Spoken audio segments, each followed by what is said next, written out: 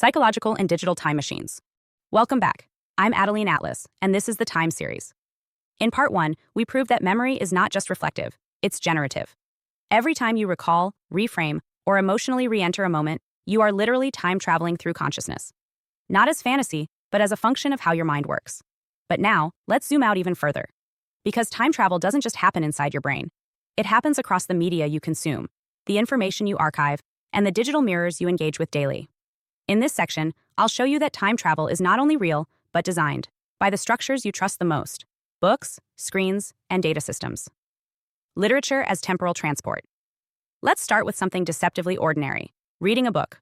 Reading is time travel. You are decoding the mind of someone who may no longer be alive, who wrote from a place, culture, or era that no longer exists. And yet, you are there. You feel their thoughts. You picture their scenes. You learn their worldview. You respond emotionally in your present, based on their past. This is not abstract. It's a timeline overlay. You are immersing your consciousness in another temporal zone with full sensory and cognitive activation. That's not entertainment. That's time relocation. Now let's flip it. If reading someone else's past can shape your current emotional and intellectual state, what happens when you write? You imprint your present moment into a portable file that can alter someone else's future. You're sending a signal forward in time. That's not metaphor. That's cause and effect across temporal planes. So yes, books are portals, and authors are time engineers. You already know this. You just haven't called it what it is. Memory is malleable, so are archives. Let's revisit a powerful truth from part 1. Memory is reconstructive. But now, let's apply that to digital archives. Because in the age of data, you no longer rely on your brain alone to store memory. You rely on the cloud. Your email inbox, your notes app, your Google history, your search logs, your social media posts, all of it is a digital nervous system. And here's where it gets strange. It's always accessible. Unlike your biological memory, which needs emotional triggers to surface data, digital memory is searchable, reviewable, rewritable. You can revisit a version of yourself from 10 years ago. Edit your memories by deleting or changing content. Recurate your history so that others remember you differently. Create an archive that shapes your future identity more than the past ever did. You're not preserving a story, you're programming it, forward and backward. Which begs the question, if you're carrying this kind of power, who's shaping your memory field? You, or the platforms that archive you? Cyberspace, the nonlinear arena. Now let's name the system that ties all this together: cyberspace. Cyberspace is not just the internet. It's a time-neutral dimension where data does not age, where updates are instant, and where presence is permanent. There's no before or after. There's only access. Think about it. You can watch an interview from 1982 as if it's live. You can schedule a message to be sent 10 years from now.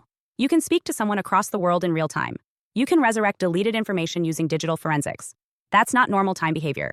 That's digital chronotaxis, the collapsing of temporal boundaries into a shared virtual now. And every time you interact with it, your nervous system is conditioned to expect nonlinearity. That means patience shrinks, memory fragments, future pacing becomes subconscious. Historical events feel emotionally current. In other words, the internet is rewiring your experience of time, permanently. Why social media is a literal time loop. Now let's get specific. Let's talk about your timeline. Social media uses the word timeline for a reason. Because every post you make is timestamped, is archived, can be resurfaced with one click, is ranked in a chronological hierarchy, is linked to people who interacted with it in their own timelines. This isn't a gallery of photos. It's a temporal identity file, one that can be reshuffled, deleted, censored, reposted, or revived. Every time you engage with it, you reactivate the past in your present and alter how others will perceive your past in the future. Let that sink in. You are not just remembering the past.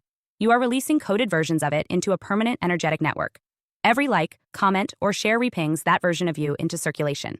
So if you want to talk about time travel, stop looking for a machine. Look at your last Instagram post. You're already time traveling digitally. So what are you programming? Most people scroll mindlessly. But here's the problem. Your subconscious doesn't know it's passive. It treats every photo, video, or comment you engage with as a time-alive interaction. Your nervous system doesn't say, "This is from 2014. It says, "I feel this now." That's the power of emotional content. This means you are constantly re-entering old timelines, reinforcing or reshaping past experiences, planting emotional frequency signals into your future field. And the big question is, are you doing this consciously or unconsciously? Because your digital habits are not just expressions. They are timeline instructions. You're feeding the field memory, and memory creates momentum. Digital immortality and the end of linear time. Let's take it to the edge. As of now, your digital content will likely outlive you. Your thoughts, photos, videos, writing, voice memos, they're already immortalized unless you delete them. And even then, most of it is still cached or backed up in ways you can't control.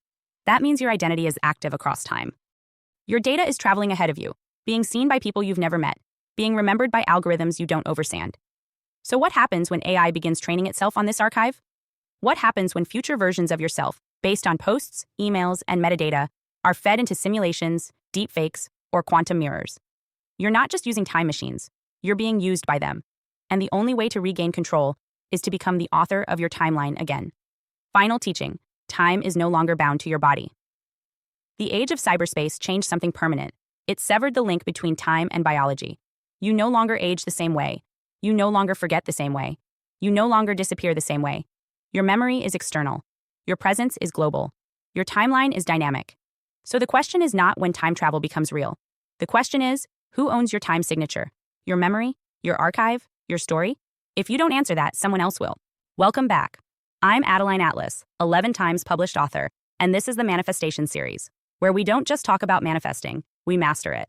Because let's be honest, manifestation has been watered down, reduced to vague quotes, mood boards, and empty promises. But you didn't come here to wish. You came here to build a reality that hits different. A reality that responds to your frequency, your language, your alignment, and your decision to stop playing small. This series is not fluff. It's physics, frequency, and fierce creative power.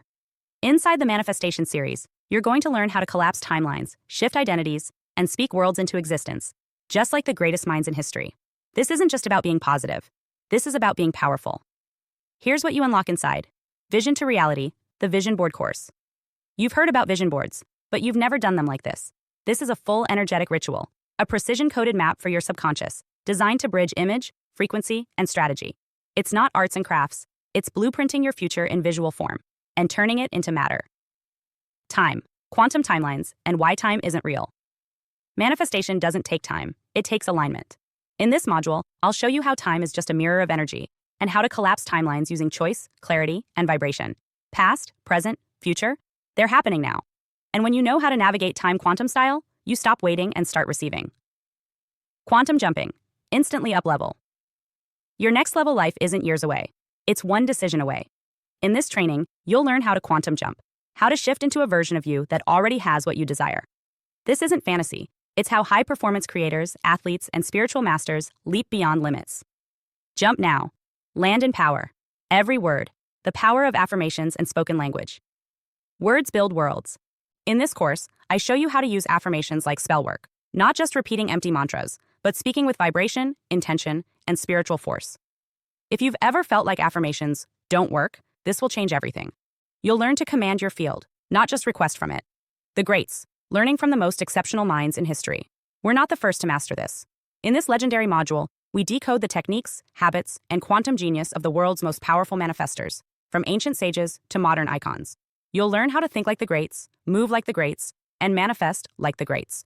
This isn't another feel-good series. This is a spiritual weapon, disguised as a manifestation course. It's made for leaders, cycle breakers, visionaries, and soul builders. You don't need another wish list. You need a system that teaches you how to bend reality. This is that system. So if you're ready to stop playing with potential and start creating results, welcome to your next level. The Manifestation series is open now. You know what to do. Let's build what they said was impossible and make it inevitable.